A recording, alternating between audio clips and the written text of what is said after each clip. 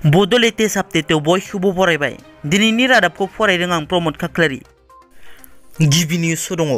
बर'नि फिसा अलंबार मोसाहारिया 2022 मायथाइनि साहित्य एकाडेमि लाइमोन बान्थानि फारिलाइयाव गांफु जानाय मासे दाव सुंद' सल' बिजाबनि थाखाय सायख'जायो आरो गुबुन सासे बर'नि फिसा देवा रामसियारिया साहित्य एकाडेमि गथ' थुनलाइ बाहागोआव लांगोनानि बखालि गथ' मुंनि सल'मा बिजाबनि थाखाय 2022 मायथाइनि साहित्य एकाडेमि गथ' थुनलाइ बान्थाखौ मोननो हादों। बर' हारिनि गेजेराव आरोबाव गोदान मोनसे आफादनि जोनोम।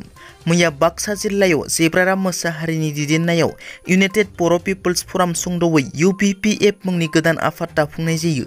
बे आफादखौ बुहुमनि गासै बर' सुबुंफोरखौ गासै बिथिंनिफ्राय गथायसे खालामनो आरो बर' हारिनि मोनथायफोरखौ बिख'नो थाखाय दानाय जायो।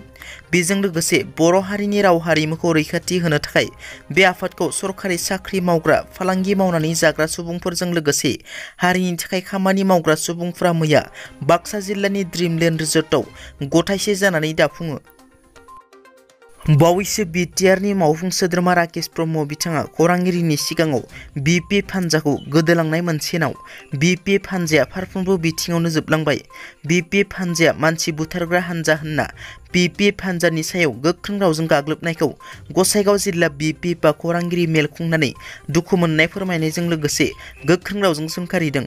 BTRनि सासे EM जानानै बेबादि राव बाहायनाया लाजिनांथाव होनना BPF हान्जाया माला मानसि बुथारा, बबे खालाराव सोरखौ, बबे नखरा बुलि जादों बेनि हिसाबखौ नांगौ। साबेसे बुथारा, बबे BPF, बबे जिल्ला, बबे ब्लकनिफ्राय बबे BPF हान्जाया सोर मानसिखौ बुथारफेरा, बेनि गासैबो डिटेल्सखौ होआब्ला बिथांनि हेंथायै मोनफ्रोमबो जिल्ला आफादफोरा मानहानि केस होनाय जागोन। बिथाङा फाग्लाब्ला गगोन। मेडिकेल टेस्ट खालामनानै आरो फाग्ला नङाब्ला बिथांखौ हगारा होनना। बिथाङा जुदि गोसोआरि देहायारि आनफिटब्ला प्रमद बर' सरकारा गोसोआरि देहायारि आनफिट फोसावनानै EMनिफ्राय होखारनांगौ होनना। प्रमद बर' सरकारा बिथांखौ होखाराब्ला गावसोरहानो दिगदार दं होनना गोख्रों रावजों बुंथियो। बर' सावथुन नायनो मोजां मोनगिरि बिथांमोननि थाखाय मोनसे मोजां खौरां। RB फिल्म प्रडाक्शननि आन्दाराव दिहुनजानाय बर' सावथुन खिथेरनि प्रिमियार श'आ थाबैनो जासिगोन। खिथेर सावथुननि दिहुनगिरि रिया ब्रह्मआ ससियेल मिडियानि गेजेरजों फोसावनाय बादिब्ला खिथेर सावथुननि प्रिमियार श'खौ फैगौ 3 सेप्तेम्बर खालारखालि क'क्राझार रामफलबिल RNB मेम'रियेल फुटबल फिल्डआव लानाय जादों। मख'नो गोनांदि बे सावथुनाव बर' सावथुन मुलुगनि मुंदांखा फावखुंगुर लिंसार बसुमतारी, सोरां नार्जारी, थाख्लाय नार्जारी, फावखुंग्रि फुजि बसुमतारी, रिया ब्रह्म बिथांमोना फाव खालामदों। बे सावथुनखौ डिरेक्ट खालामदों राजा नार्जारीआ, प्रडिउसखौ खालामदों रिया ब्रह्मआ, स्ट'रि आरो स्क्रिप्टखौ लिरदों सपन कुमार ब्रह्म बिथाङा।